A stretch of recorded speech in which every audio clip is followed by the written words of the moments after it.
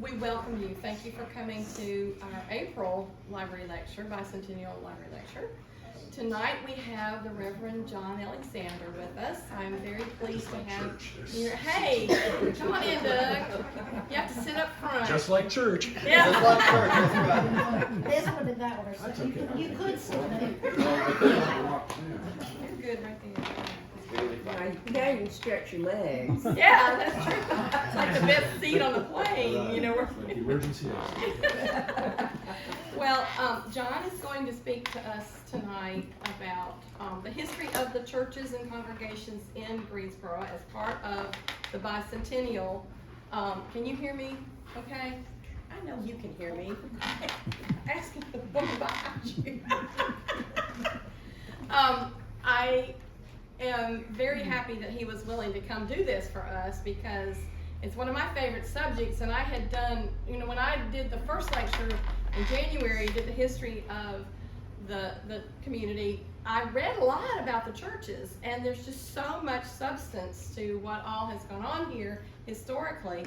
So John was gracious enough to take that task on. I do want to tell you one thing before I forget, and that is that our last lecture for this semester will be in May on the 23rd. It will be our very own Carolyn.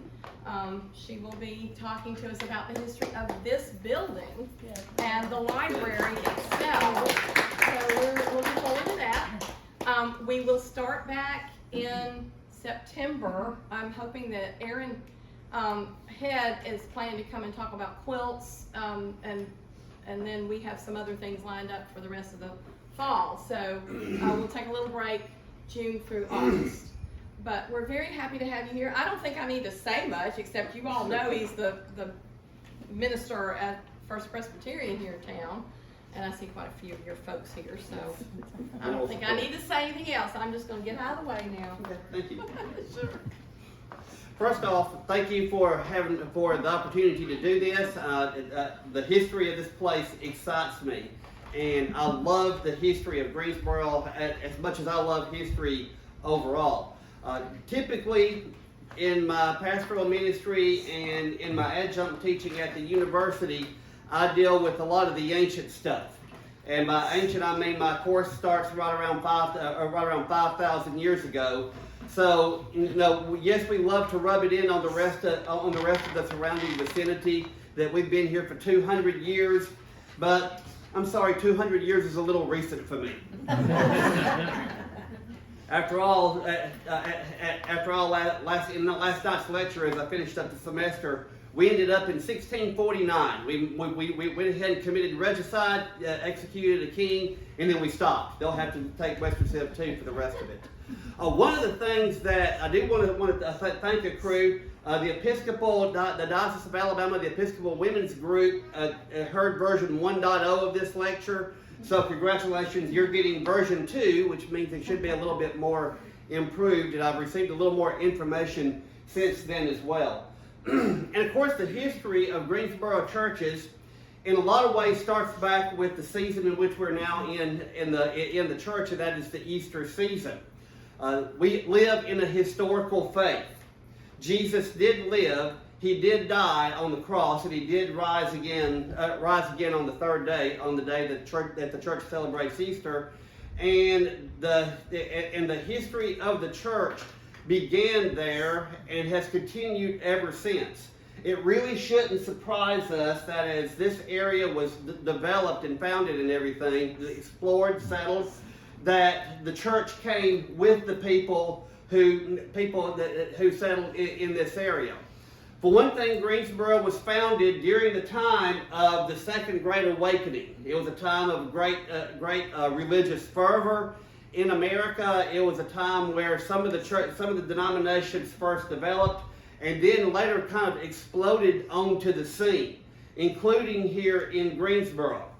Some of the more established congregations or denominations and traditions, such as the Episcopal Church and the Presbyterian Church, you typically had a bit of trouble keeping up with the settlers as they moved west, because those traditions both require educated ministers.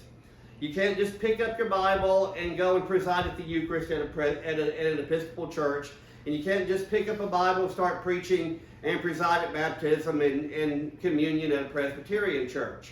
So it really shouldn't surprise us that some of the first people in the area were, of course, the Baptists. The Baptists arrived actually a little bit before Greensboro. It was established that their first church here was established in 1819. And it was established down at the junction of highways 14 and 61 down here at the intersection as Salem Baptist Church. The Baptist church that was founded there became instrumental not just in Greensboro history, but also in Baptist history as well, in Southern Baptist history as well. The first pastor, Reverend Ryan, would serve for 20 years. During that time, they would build their building, and then they would also start working in other projects here around the community and so forth. One of the things that I'll get to a little later is the fact that practically every major church in Greensboro, in some way or other, had a direct tie to the education system in this town. And the Baptists were no different. As a matter of fact, as you can see, the successor to Ryan will serve as the head of Greensboro Female Academy, but also serve in the Alabama legislature. That shouldn't surprise us. Given its prominence in this state, Greensboro has sent lots of people from here to the state legislature, and also not just to the state legislature, but to the various governor's mansions that have been scattered around the state and so forth. Now, once again, I said something about the Southern Baptist Convention, said something about the history of Salem Baptist factoring into the history of the Baptist in Alabama. The Alabama Baptist Convention was actually established at Salem in 1820. Later on, of course, this convention would pull out with other Southern Baptist conventions and form the Southern Baptist Convention in 1845. You'll notice that the current courthouse sits on the location of Salem Baptist Church. I don't think that you can buy the property now for any $2,700. I'm pretty sure that the price has vastly increased since then. And they sold the structure to the city in 1867 when Hale County was founded. Salem Baptist sold the structure to the city. The city then donated the structure to Greensboro to serve as the county seat here. They could do that because Salem Baptist dissolved at the end of the Civil War. I'll talk a little bit later about the effect of the Civil War on the churches in this area. Let's just say that because of Greensboro's prominence, it should not surprise us that as Greensboro went through a lot of issues in Reconstruction, so did the churches. So you don't have a Baptist church or a white Baptist church, at least until 1894, when Greensboro Baptist Church was founded. So yes, I know the Baptists want to claim we were here first. But you know, they went through that dissolution, and when they went through that dissolution, they kind of sort of lost the top spot, which the Presbyterians are more than happy to claim. I mean, after all, we have been here for a while. So anyway, yeah, they purchased the land where the church is standing now in $1,600. One of the fascinating things I found is that one of the pastors, a pastor in 1904, actually went on the mission field. That's right. And he went over to China. I think especially those of you who are in the Baptist tradition or familiar with the Baptist tradition, you're familiar with Lottie Moon, who of course is the foremost Southern Baptist missionary. She served in China as well. This is in the last days of the Qing dynasty of China. China will not become a republic until 1911. And in the time between the 1850s and up to pretty much the 1940s when the communists took over, there was a great missionary movement from America to China, and Greensboro has a direct connection to that through this pastor. So that's pretty much the Baptist to this point. Of course, one of the things that I'm doing is I'm having to cut off at a certain point instead of coming on up closer to time. Most of y'all here remember a lot of the history from the past few decades, which to me is a wonderful thing. It gives us a direct tie. So let's go ahead and let's go to the Presbyterians, because once again, the Presbyterians this year are celebrating our 200th anniversary. We actually turned 200 back in March, but we are celebrating our 200th anniversary in conjunction with the town celebration in June. So if you hear that the Presbyterians are having a big throwdown dinner or anything, number one, it won't surprise anyone that we're eating again. But number two, yes, we're going to have a really good reason for that, and that's that we are celebrating our 200th anniversary because our first church was organized in 1823 by Reverend James Hillhouse. I'm going to talk a little bit about Hillhouse a little bit later on, but one of the interesting things that I noticed, of course they got the name changed there from Carmel to Greensboro, of the 20 original members of the Presbyterian Church here, 13 were female. Now, of course, in the Presbyterian tradition, as in most traditions, all traditions at that time, you had to have a certain male membership so you could have elders and also the pastor. Greensboro Presbyterian was founded and already had that minimal number of men in the congregation, but once again, you'll notice the men were massively outnumbered here. The first elder here fought the Revolutionary War. Our church was founded by a Revolutionary War, well, actually about 3 Revolutionary War veterans. Excuse me here. After Andrew Jackson finished with the Creek Wars and opened the state of Alabama up to settlement, a lot of people, including most of our ancestors probably, migrated from the 13 original colonies, mainly North and South Carolina, west into Alabama. It may surprise you that yes, Alabama back then was known as the Wild West. Occasionally some people around here try to keep the reputation going, but we've settled down a little bit. And something else that I'll have to talk about a little bit later. Our first pastor owned at least 6 slaves up until the time that he died. Of course, he didn't stay pastor of the church then for the rest of his life. He later went on and had other business ventures. Nothing unusual about that. He died a very wealthy man and is buried at Stoke Cemetery up here in the northern part of town. And yes, we have a direct tie to St. Paul's Episcopal Church. I'll talk about that a little bit later on. I was blessed last week to go to the ordination of Jane Majors, who will be the next priest here at St. Paul's. And our tie actually goes back to the founding of the Episcopal Church. So yes, Greensboro Presbyterian was kind of sort of charter member of the PCA when it was founded in 1973, but our relationship with St. Paul's goes back to 1830. So we have a very strong tie between the two churches here. Oh, by the way, something else. The Presbyterian Church was the largest meeting hall in town. So if anyone needed to have a big meeting for something, say, the 50th anniversary of the Declaration of Independence, they had to use the Presbyterian Church. So yes, we were able to host the 50th anniversary celebration of the Declaration of Independence here in Greensboro at the Presbyterian Church. We've already had several buildings. The wood building was replaced in 1841, and I found that the basement of the building in 1841 was actually used as Sunday school space. So we not only had meeting space at the top, there was a basement there. And once again, this tied to education. University prep classes for Southern University were held at our church in the basement.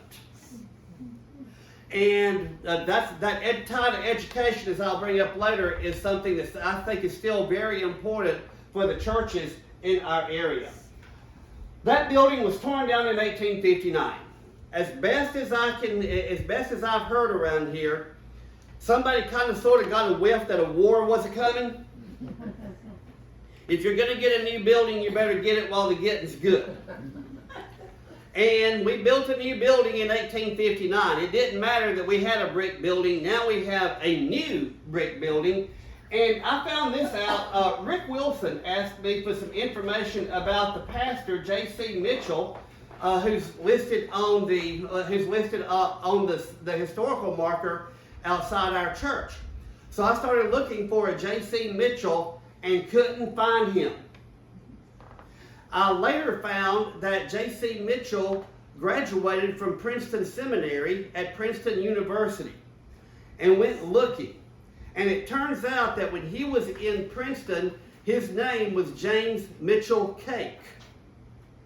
His maternal grandfather had no sons and no one to carry on the name.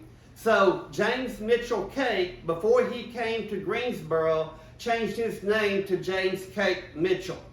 And that's why you will see J.C. Mitchell listed on the sign in front of our church. By the way, that wasn't an unusual thing at that time. You know, carrying on the family line was very important in that time. And you will notice that, this was built in 1859, so it really shouldn't surprise us that when you go into our sanctuary, you still find the slave gallery. It's still there. Now, I would love to tell you that every Sunday we fill the place up to bursting at the seams, and yes, we're still using the gallery, but for the most part, the gallery is difficult to access, as I think as most of y'all know. How many of y'all have climbed the stairs into that up there? Yeah, you know what I mean. So yes, we use the gallery mostly as overflow right now. And I'll talk a little bit later about the stained glass in our church. And here's something else that I found. Believe it or not, right around the Civil War, the Presbyterians had the only pew cushions in town. Everyone else was having to sit on the hard wood. Can you believe that? What dedication and devotion they had, but what luxury the Presbyterians had. We, of course, could afford this. 2 governors of Alabama came from our church. Also, we will have several legislators come from our church as well. And I found this about a Mr. Witherspoon. I'm not sure if you've ever heard the story of Liberia or not, but lots of people, lots of abolitionists and people who were a little queasy about slavery before the Civil War thought that the answer to slavery was to free the slaves and return them to Africa. And a lot of them did go back. The colony was founded as Liberia. By the way, it shouldn't surprise us if you go to Liberia today, you find a lot of familiar surnames. A lot of names that sound like they came from America because they did. And Greensboro, once again, has a direct tie to that as well. Witherspoon sold his slaves. Some of them did go to Liberia. The rest of them found jobs here in town on the condition that part of their salary each month went to the former slaves in Liberia to keep the colony going. That is another part of history that, once again, since I do a lot of the ancient stuff, but like I said, America's still kind of new for me. I haven't really gone into a lot, but there's a lot of history right there pre-Civil War about the relationship between America and Liberia. I do think it's a very fascinating topic of research, and if anybody would like to join me in crawling through archives and so forth, let me know. I'm excited already. Okay, what are you seeing here?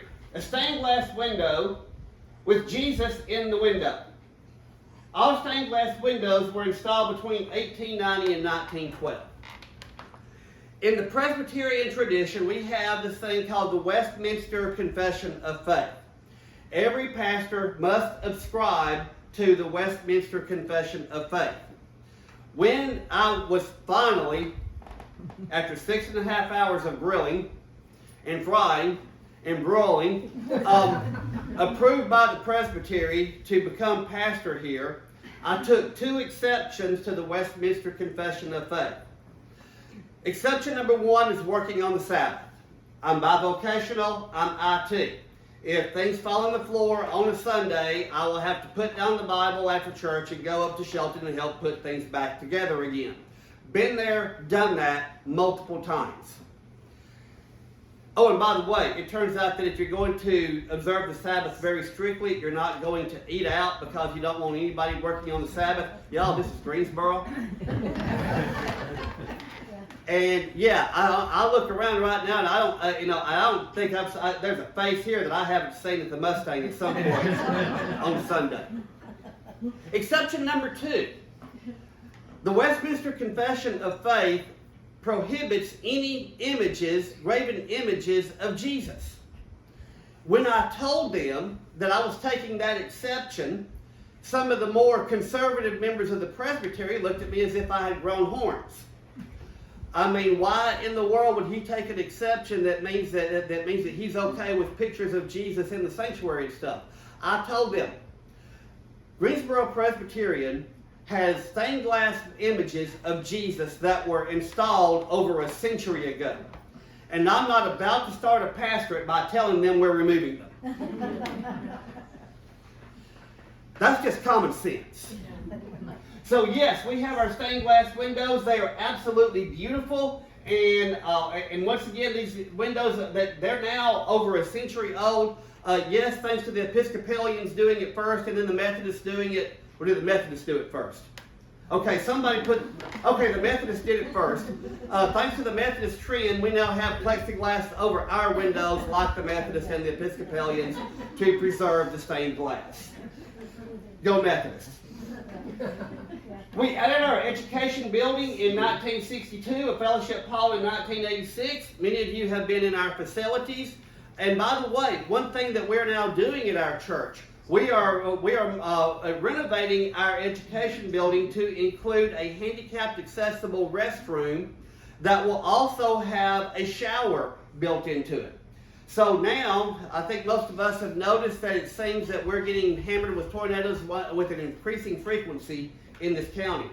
If any groups from outside need to come here in this area, in this vicinity, and need somewhere to stay to help some folks, they now have a place to stay. They can stay at our education wing. We have a shower there. We have 3 restrooms, so we can now host groups to help with recovery efforts, or also if someone's just wanting to have a group in to stay for a mission conference or something like that, we'll be able to handle that now. I'm very excited about that, as you can tell, because I believe it'll be another way for our church to minister not just to our community, but also to our county. Really excited about that. And by the way, I mentioned this earlier, St. Paul's, 3rd oldest Episcopal parish in Alabama.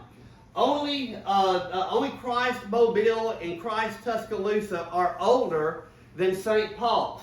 And the first sermon was preached in 1830, and they established the Protestant Episcopal Church of Greensboro, Alabama that day in 1830. So once again, they met at our church, but we allowed the Episcopalians to meet there, which, by the way, I think is one of the better things that the Presbyterians of the time did.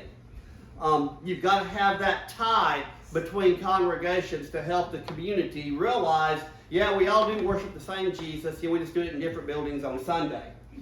And of course, one of the first vestry members, I don't know how many of y'all knew that John Gale was actually a vestry member at St. Paul's? Yes. He was. He was later the governor of Alabama.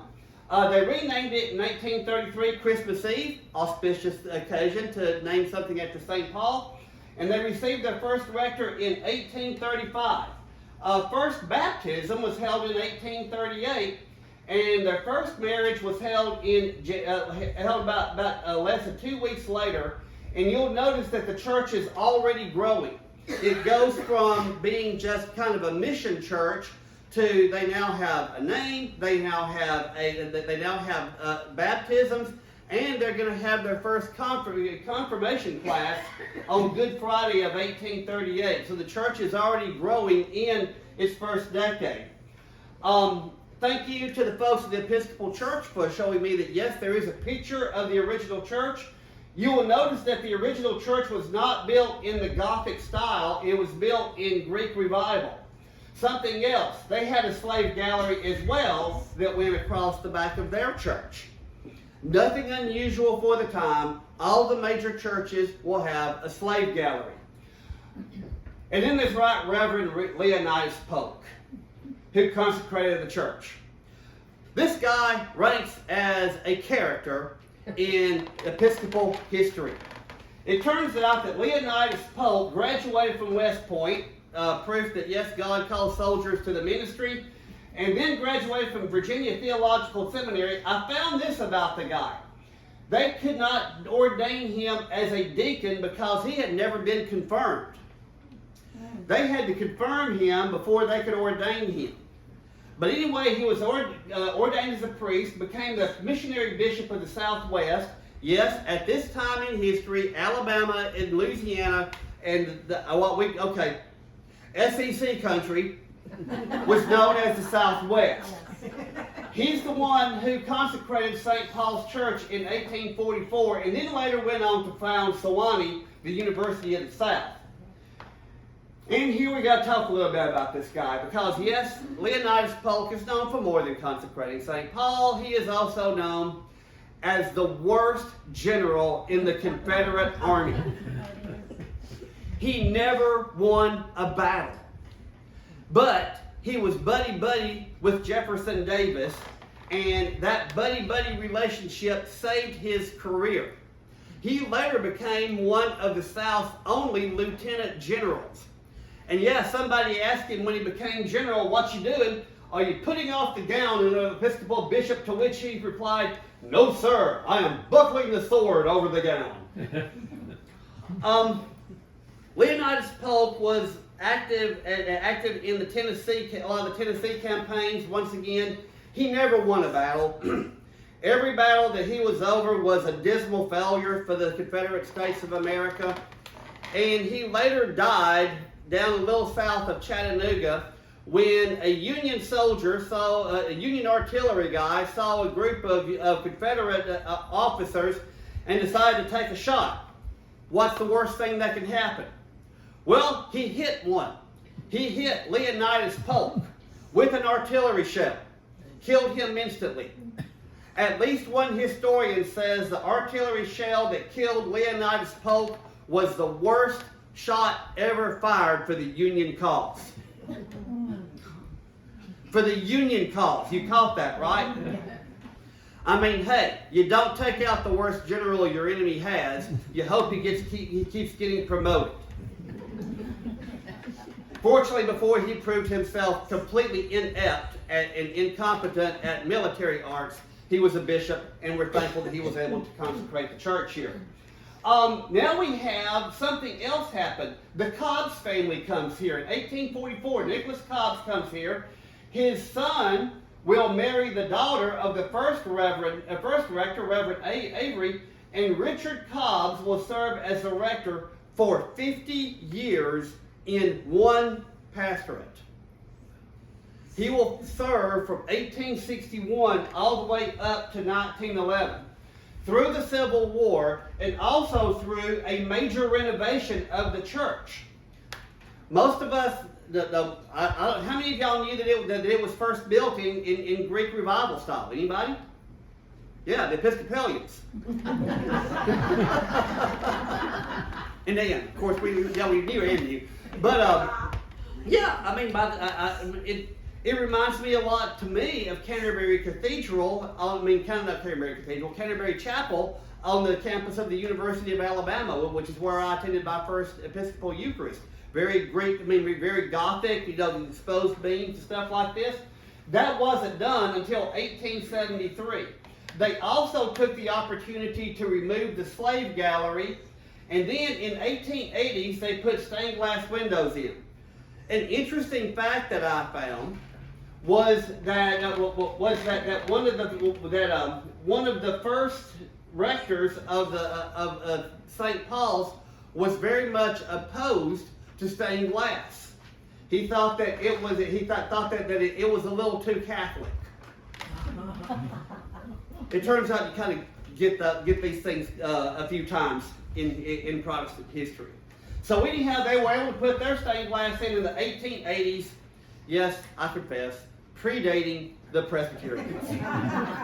You'll notice that the Episcopal Church is something of a trailblazer. How many of y'all ever thought you'd hear Episcopal Church and trailblazer in the same sentence? They had a problem though in 1890. They had a fire during the worship. The altar that is in there now is hand carved with wood from Sewanee. So once again, this another direct tie to University of the South in St. Paul's. Okay, 1900, God talks a little bit about the Pilcher pipe organ. It turns out that some brothers came through the South selling organs to churches. And the Episcopalians bought an organ.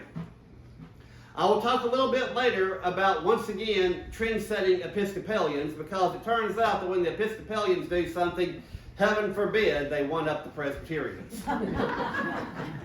And then they added the cloister walk at Belfry, which to me is one of the most beautiful things in town. In 1972, they bought Cobb's Cottage in 1977 to provide additional meeting space and such. And I also found this out about the graves outside the church.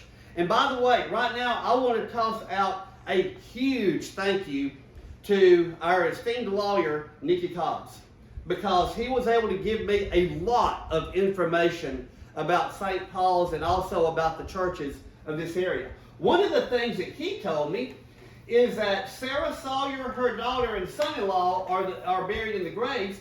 I didn't know at all that Fanny's daughter, Sarah's granddaughter, was a friend of Jefferson Davis' daughter. It turns out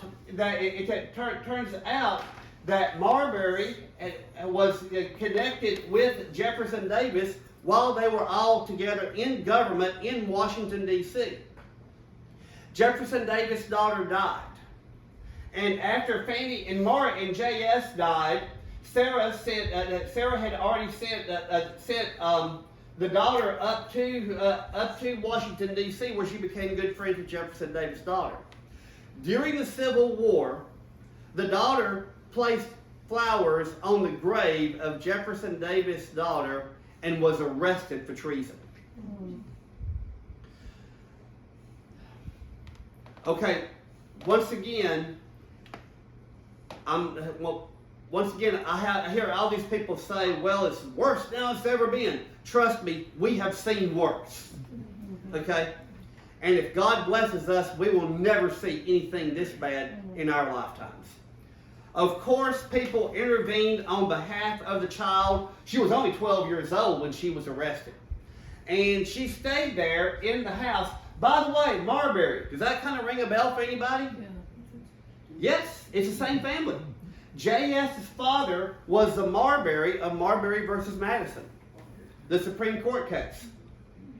When historians and architects renovated the Marbury house back in the 20th century, they actually found letters between Sarah and her granddaughter. The granddaughter had hidden the letters to keep Union soldiers from finding them. Small world, folks. And now we come to the Methodists. This kind of gives you an idea, once again, of Greensboro's importance. Because Ebenezer Hearn would become known as the father of Alabama Methodism. He's the one who first visited Greensboro, once again, the Indian Wars of 1812 to 1814. And he served as, not just as a pastor, you'll notice he's also district superintendent here. This college agent is very important because it's the Methodists that will found Southern University. So Ebenezer Hearn went through Alabama, this part of Alabama especially, preaching, founding churches, and also establishing the districts that are still here in the Methodist polity here in Alabama. It turns out the first family was a Captain Edward Clement and his wife Margaret Montgomery, who moved in 1820, and it was their son who was the first Methodist baptism in Greensboro. And by the way, talking about someone who was brought up in the church, no, Pope Francis once said, "I am a son of the church." I understand what he's saying. I've told people before, the only reason I wasn't born in the sanctuary is because I was born on a Monday. This guy would have known what I was talking about. Baptized as the first Methodist child in town, and later became a preacher in 1842. This is the membership count of the Methodist Church. We don't have this information for the Presbyterians or the Episcopalians, actually, but we do for the Methodists. 61 white and 31 colored members.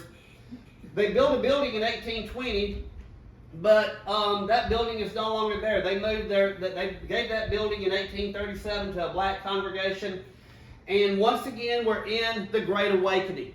Every so often, you would have circuit riding preachers if they're Methodist or evangelists if they're Baptist coming through and preaching, and every so often the Holy Spirit would respond, and you would have a revival in a town. This happened here in Greensboro in 1839. By the way, one of the fascinating things I found was when they dedicated their new building in 1840, they built it on the side of a former gambling house. The devil had had the property long enough. It was time for God to take over. Now, I've said something earlier about slaves. I found this, thank you, Em, about the slavery in the Methodist Church. They had a slave before the Civil War, Old Shad. And Old Shad used to get happy about the time the preacher got warmed up, going good, and let us shout out and clap his hands. Dickerson related one Sunday, Shad got really happy. He apparently stood up at something. When he did, he took the bench over with him. When he took the bench over, the pastor looked up and all he saw were the toes of the slaves. The preacher had difficulty in regaining his composure and finishing his sermon.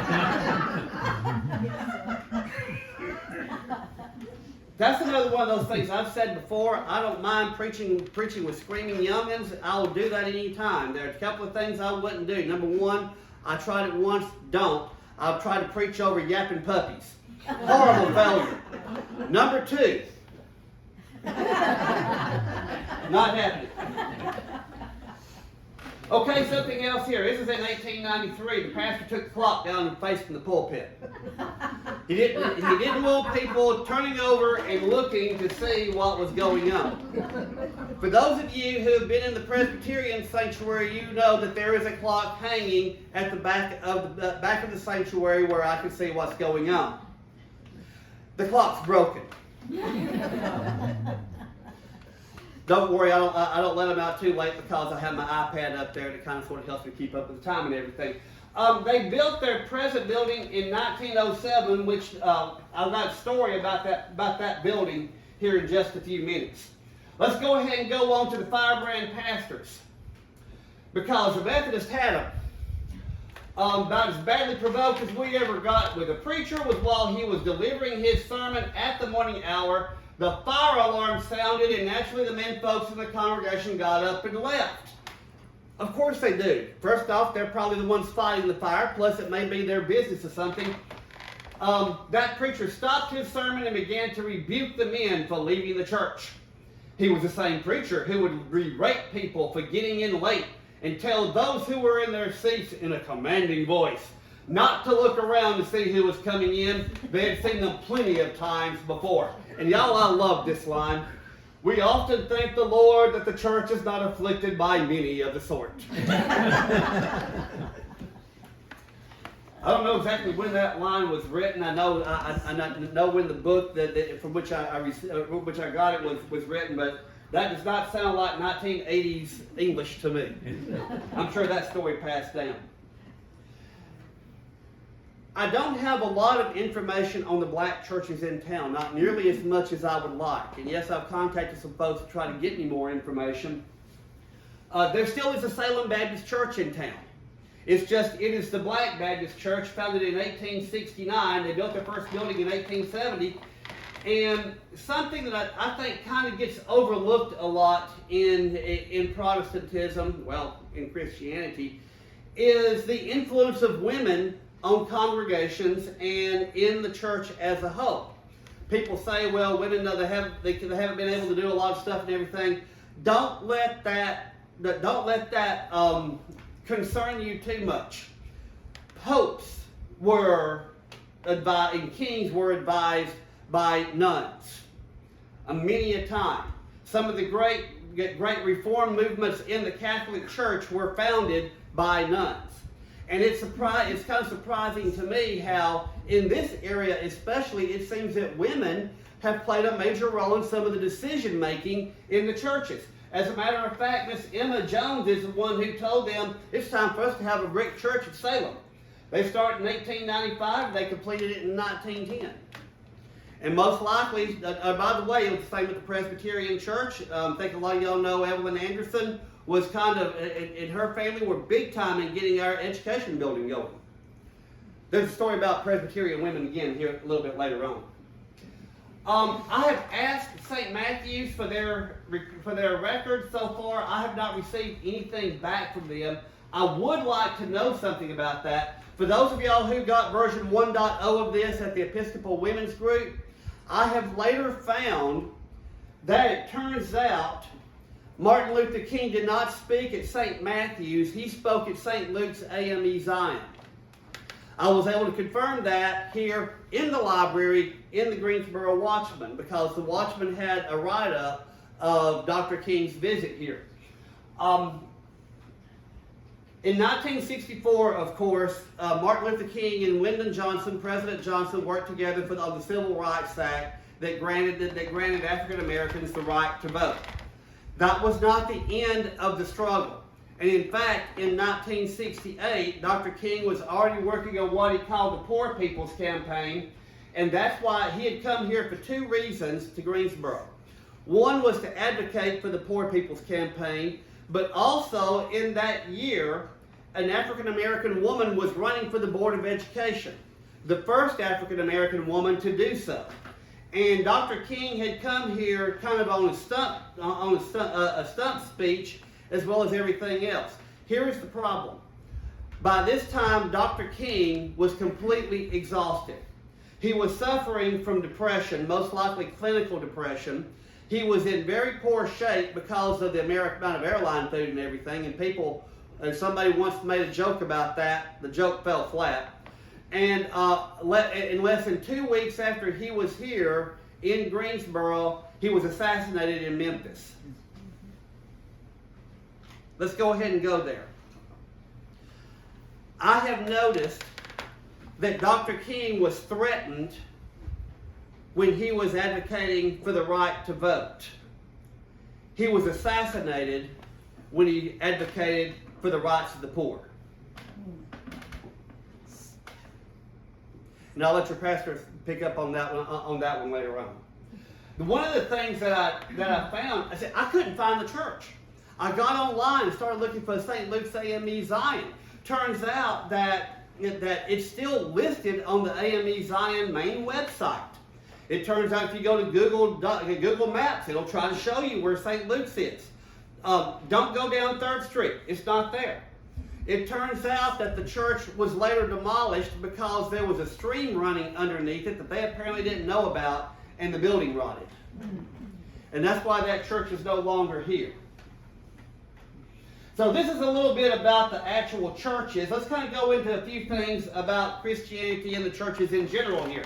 For one thing, it will not surprise you that a lot of people from Greensboro served in the Civil War. Go to the courthouse, read off the list. You'll see Baptists, Episcopalians, Presbyterians, Methodists, they're all there. And one of the interesting things that I found here, we don't have any records at the Presbyterian Church from during the Civil War. It's almost as if the session didn't meet. So we don't really know what happened, only that one of our elders was killed at Tullahoma, Tennessee in 1863. I also found this about the Methodists. 3 of their pastors served as chaplains in the Confederate Army.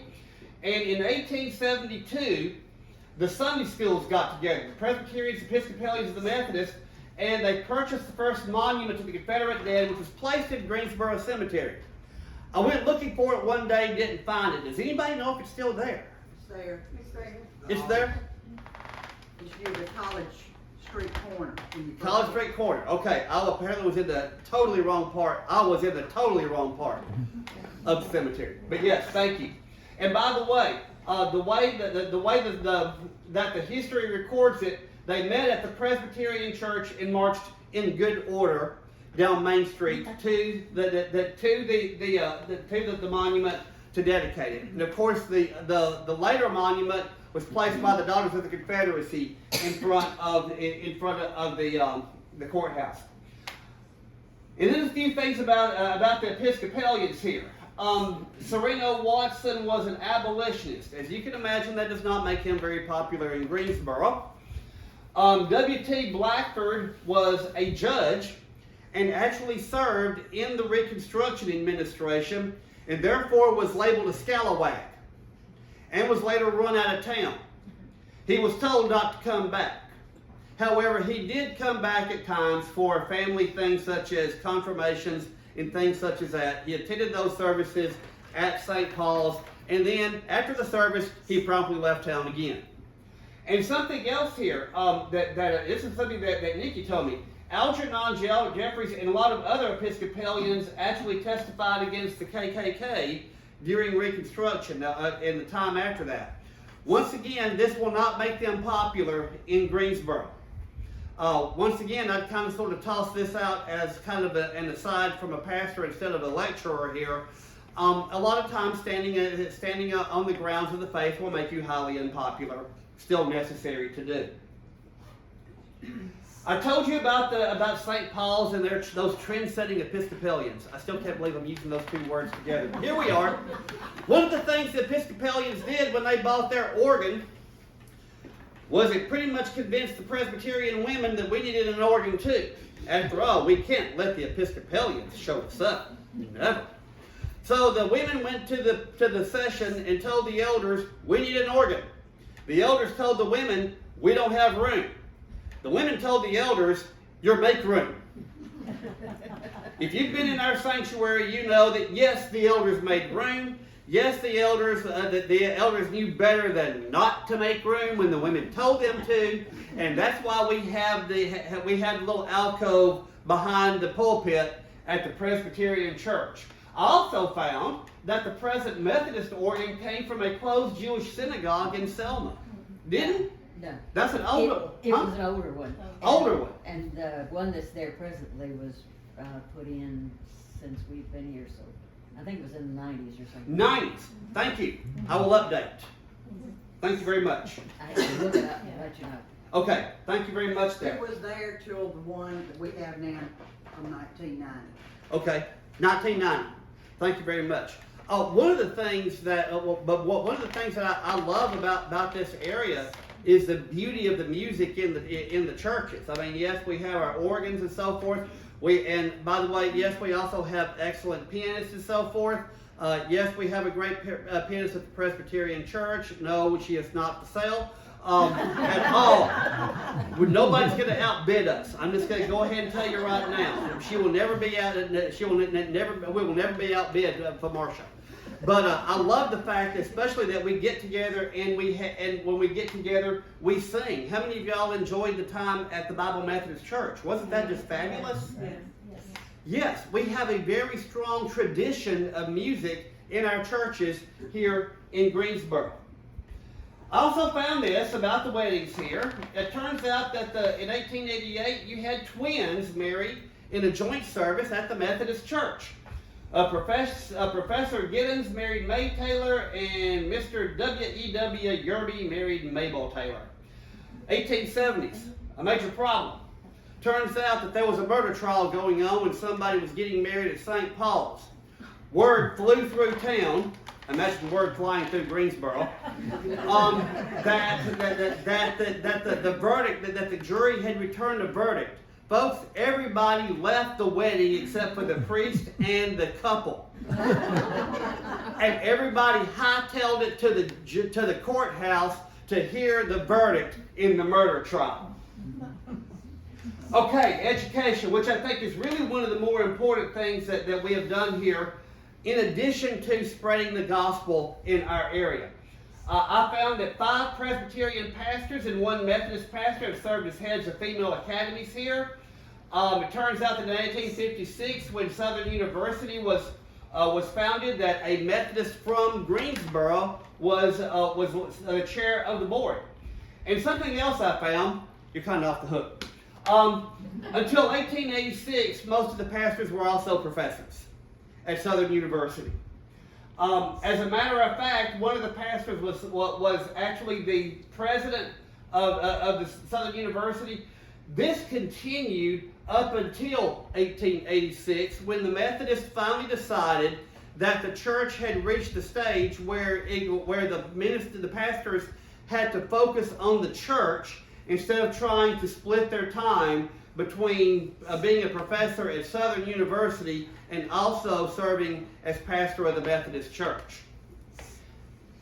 Okay, I'm going to go ahead and wrap up with one thing here that I think this may. I kind of put this together after version 1.0. Have you noticed how everybody thinks that Christians are supposed to be picture-perfect people? They don't expect us to ever step out of line. I have told the folks at my congregation a few times, it's kind of fun to kind of dance on the chalk line every once in a while and kick up the dust.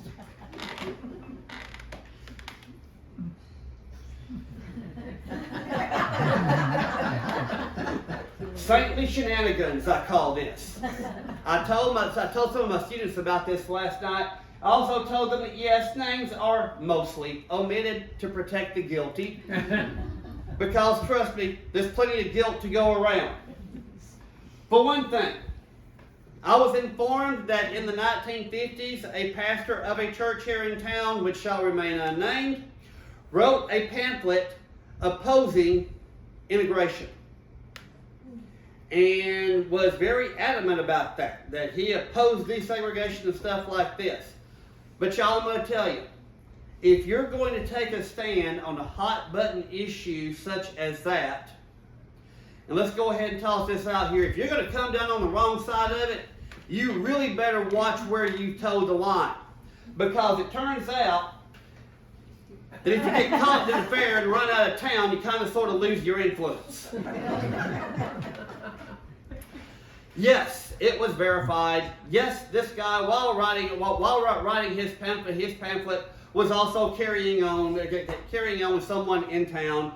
Yes, that was a very bad thing to do. I hear that when confronted by the church leaders, he offered to stand before the congregation and confess his sins, upon which the church leader said, "Oh, no, you don't."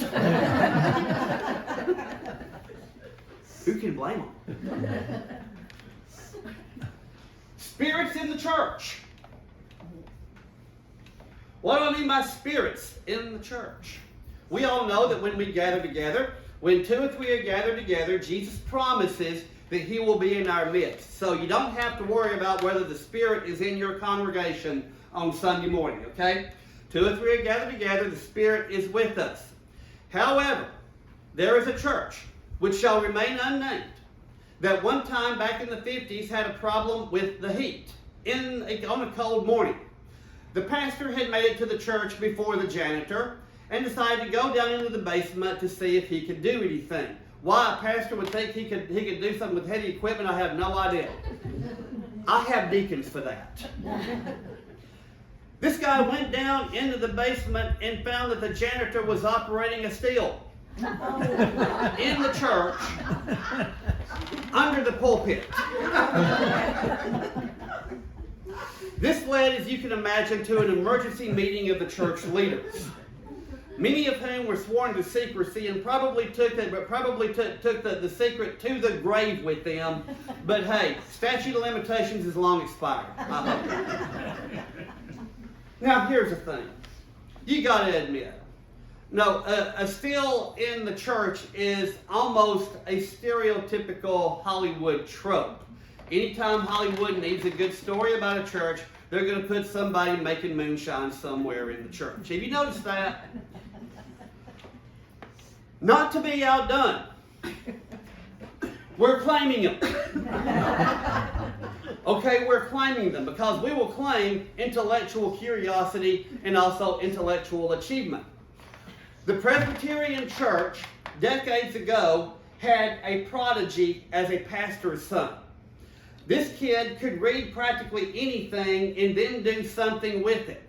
One of the first things he did, and this has been verified by a participant who once again shall remain unnamed to protect the guilty, was they made wine under the Presbyterian manse.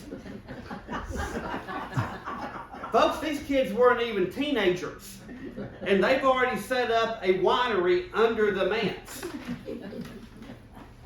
Okay, that's bad enough. It turns out they were also making gunpowder.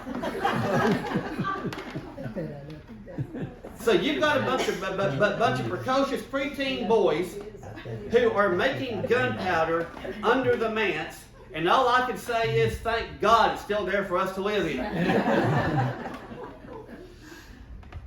And Lord, I hope my elders have cleaned all that out by now. And then, of course, there's the last one that I just have to mention here. The first time I read Yerby's book on the history of Greensboro, I thought, good night, what a story. Okay, many of y'all know the story. Some of y'all may not, so I will take great pleasure in telling you. In the 1870s, there was an altercation between Union soldiers and former Confederate veterans here in Greensboro. Some of the Union soldiers went into a store and started picking up stuff without paying for it. The store owner insisted they pay for it. Those Missouri Yankees said basically, forget you, until their officer told them, pay for what you get. So they paid, grumpily. They later came back and started trashing the store. It turns out there was a young Confederate veteran in there who tried to do something to stop them from trashing the store. One of the Union soldiers slugged the guy, knocked him down, upon which he got up and said something along the lines of, I'll get you, damn you, straight from Yerby, and pulled a pistol.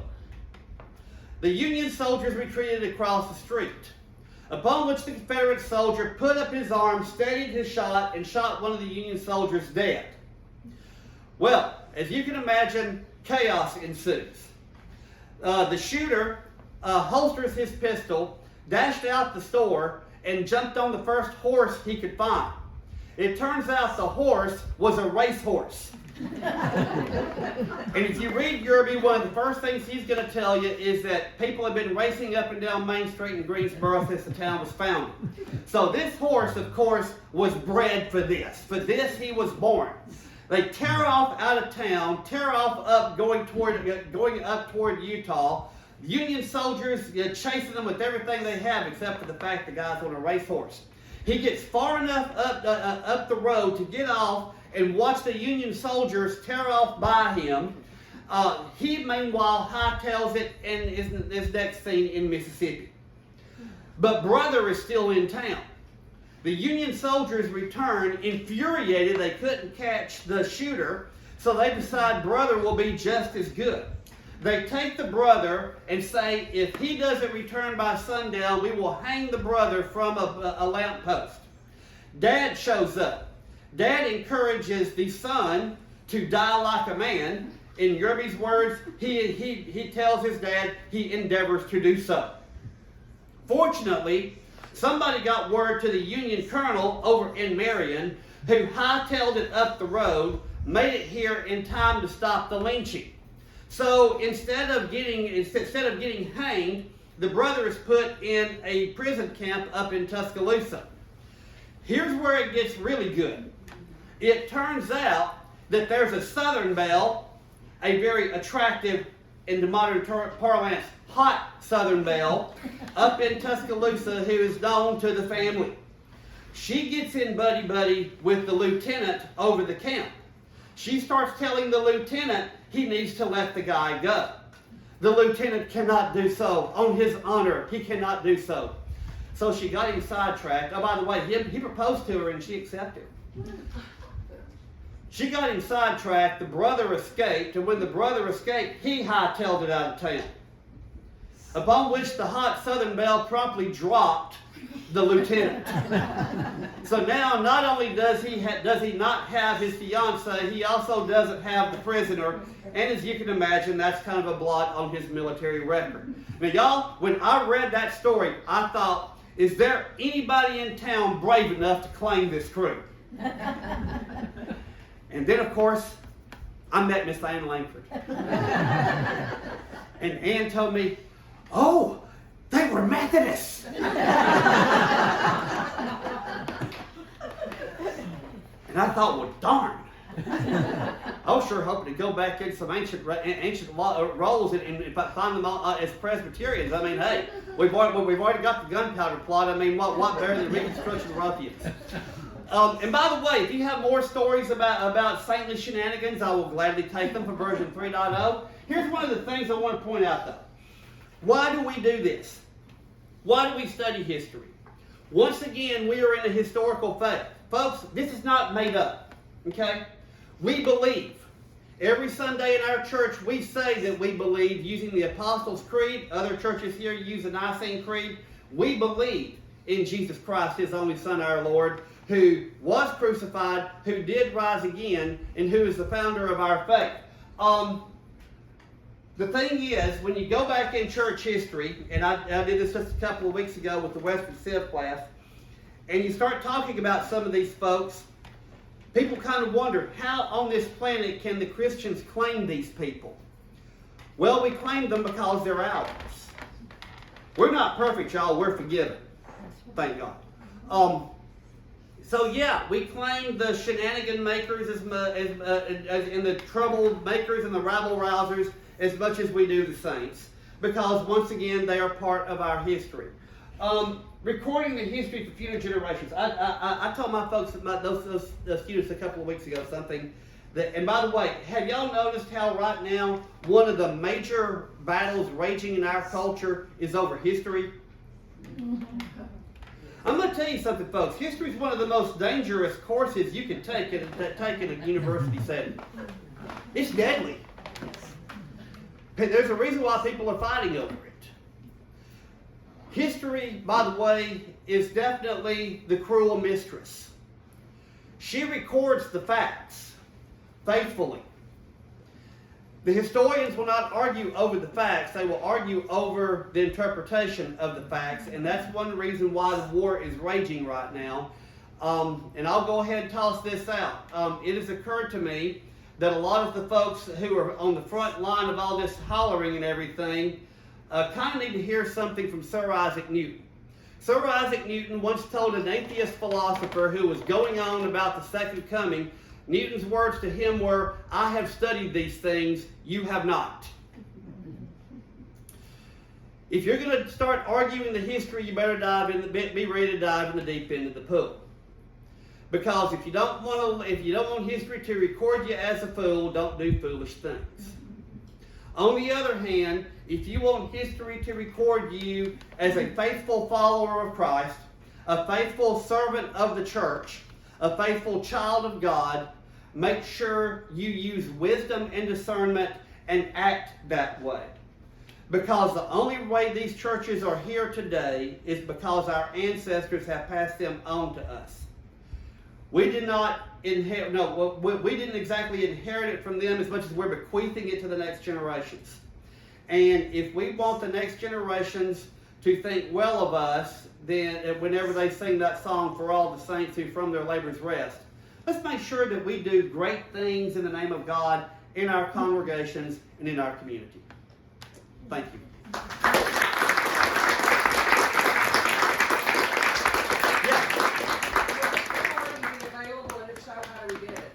This recording will be available. I'll go ahead and try to put it up on Facebook on the borough. I'll have to do. I may have to do a little compressing and so forth. But yes, I am recording. Thank you. Okay. Yes. Eve? I have a question, actually. Yes. Where my property is, there is a bricked, like, sunken area. Now, I am, a block away from the Methodist church, I guess. There's a street in between. Mm-hmm. But I have been told by people here that was originally the baptismal font for the Methodist Church. I've never heard that the Methodists ever dunked anybody. Could that have been a possibility? No. I think it was probably where there was like storage for root vegetables or something. But it's not that crazy story. And where was the original Methodist church located? Where St. Matthew's is. Okay. All right, The well, Methodists do that's what I was thinking. That it was, baptism by immersion, but it's pretty rare to find a Methodist church that has a built-in baptismal font for that. well, I thought that was awfully far away from what I thought was the original location, which Yeah. is I was right Yeah. about it. Well, anyway. Just to add to what you did, yeah, we're newcomers, just 1894 Baptists, but when the Baptists formed, it was Salem, and the marker is the Alabama Baptist State Yes, Convention. convention, Is yes. Which will celebrate 200 years this year. Organized here in It was Yeah. organized in Greensboro, so Yes. but the church disbanded. Mhm. The money for the sale of the building was divided, state, and then the other was put aside. Salem Church did get a portion of that money, and when they built. Yes, thank you. But Greensboro Baptist Yeah. did not organize as such until 1894. 1894. Gotcha. So we're Okay. the newcomers. Now, But we get, but the money. Hey, but was you're coming there, up on and 150, but that's gotta anyway, count for something. But the Salem Baptist did 130. get some money. Yes. They did get some money from, when the church was sold. Okay. By the way, Yes. I'm still gathering stuff. If you have something to give me, please do. Yeah. Yes. And the Baptist church did have a pipe organ. And Oh. it's in my house now. Oh, Oh. wow. Yeah, I'm not sure what year that particular organ, and I don't know if there was one before. I Okay. do have the information though. Nice. When it was. Well, Yes, please do. I have a question for anybody that knows the Catholic history here in town. When was the Catholic congregation started here? It used to be, people had it in their home, and the church was built in 58. Okay. 58. 1958. For a long time, it was held upstairs in over one of the stores. Mhm. It was over City Hardware. Over City Okay. Hardware, and the story always goes that the Klan met in that room on Saturday night, and the Roman Catholics had mass in the same room on Sunday morning. Now, that is not a connection I would have drawn. Did you hear what Kenny said? What? Men in gowns.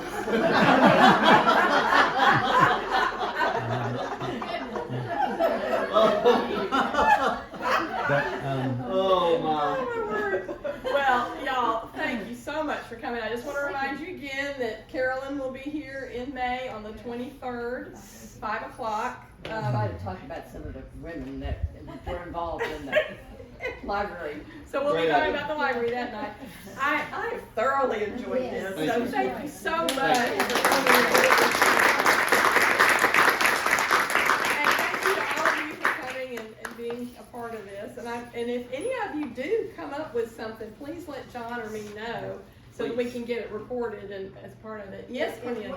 What if y'all let the rest of us know which website or where to go, whose I will. Facebook page to go to? I will, yeah, I'll post something on the Burroughs page, and I'll also post it on the Greensboro page, Presbyterian page, yes. Yeah, and if you don't know what the borough page is, that is the Greensboro Hale County Community page that is on Facebook that I'm the administrator for. So it can't be shared from that page because you have to ask for membership of that page. But if you are interested in it and you aren't on that and you don't do Facebook, then let me know or let John know and we'll make sure we can get you a copy of it some way. Say that Absolutely. page one more time. It's called the Greensboro Hale County. I tell you what. I'm the administrator, but I'll get it for Well, you. I tell you what, let me just do this. I will post it on our church YouTube channel, and then I will post it. Then I'll get Eve Eve and some of y'all the links, and then to the YouTube channel, and y'all just go ahead and pass it out, and I will put it on Facebook. It's the Greensboro, Hale County Community Talk, the borough. So the borough is just the way we refer to it. But it's Greensboro, Hale County, Alabama Community Talk. And you just send me a friend request and I look at it, and if you've agreed to the rules, you get in. If you don't, you don't get in. Or if you break the rules. But anyway. Okay, everybody, thank you so much. I hope you all have a wonderful week. And we'll see you in church on Sunday. Yay!